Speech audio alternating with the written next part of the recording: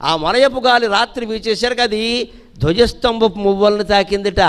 ధ్వజస్తంభానికి ఇలా 3 బద్దీల్లో ఉంటాయి, చిరుగంటలు ఉంటాయి, వాటిలో మువ్వలు ఉంటాయి. ఆ గాలికి ఆ మువ్వలు గలగల గలగల గలగలగా మోగేయట. అది విచిత్రం కవి ప్రేరణ. ఆ మువ్వల మోగిన చప్పుడుకి ఏమైందట, పక్షులు రదసేయ. ఆ ప్రహారీ గోడ పక్కనే సంపంగి పూల చెట్టు ఉందట. సంపంగి పూల చెట్టు మీద పక్షులు గూళ్ళు కట్టుకున్నాయట. పగలల్లా వేటాడి అలిసిపోయి నిద్రిస్తున్నాయి గోళ్లల్లో. అవి ఏమనుకున్నాయి, ఈ మువ్వలు కదిలేసరికి, ఈ మువ్వలు కదిలిన సవ్వడికి పక్షులు నిద్ర లేచాయి. ఎందుకంటే పక్షులు ఎప్పుడు పడుకో, ఎవడు బాణం వేస్తాడో అని బెంగవాటికి. కోడుకును కంటారు. కోడి మరి ఎండ ముందు కోళ్ళు పెట్టుకుంటారే కొంతమంది. ఆ కోడి ఎప్పుడు పడుకోదు. ఎందుకు తెలుసా, పడుకుంటే వీళ్ళ బావగారు వస్తాడేమో, సంక్రాంతి కోసేస్తాడేమో అని బెంగ. అందుకని పక్షులకు వెంటనే మెలకు వచ్చింది. సంపంగి చెట్టు మీద ఉన్న పక్షులు అవి ఏమనుకున్నాయి, భ్రమలో పడ్డాయి. గాలి సహజంగా వీచింది, మువ్వలు కూడా సహజంగానే మోగాయి. కానీ పక్షులు భ్రమలో పడ్డాయి. 2 గంటలే అయింది అర్ధరాత్రి. కానీ వాటికి సమయం తెలియదు కదా, గడియారాలు కూడా లేవు కదా, గ్రహించే శక్తి లేదు. అవి ఏమనుకున్నాయి, లేడికి లేచిందే వేళ అంటారు, తెల్లారింది అనుకున్నాయి. పాపం తెల్లారింది, వాటికి మెలకు వస్తే తెల్లారిపోయినట్టే అనుకుని మిందాలమి వేటకు బయలుదేరాయి. అప్పుడే పక్షులు లేస్తే పని ఏమిటి, వేటకు బయలుదేరాయి.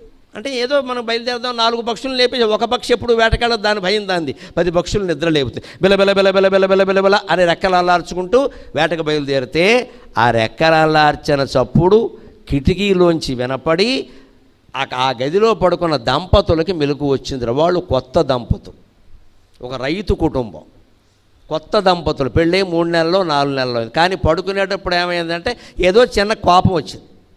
ఆయన కోపగిస్తే నాకేమిటో ఈయన ఇటు తిరిగాడు.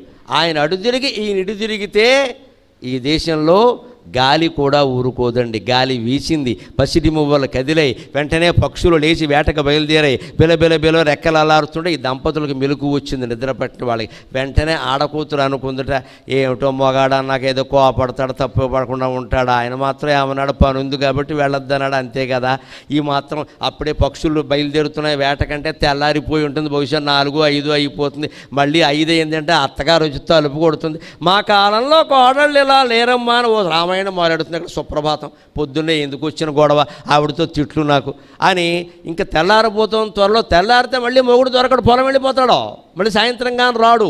ఈ రసమయమైన సమయాన్ని పాడు చేసుకుంటే ఎలాగా, తెల్లారడానికి అరగంటో గంటో ఉంది కదా అని కోపాన్ని చల్లార్చుకుని ఆ కొత్త కోడలు ఇలా పక్కకి తిరిగిందిట. అప్పటికే భర్తకు కూడా మెలకు వచ్చింది.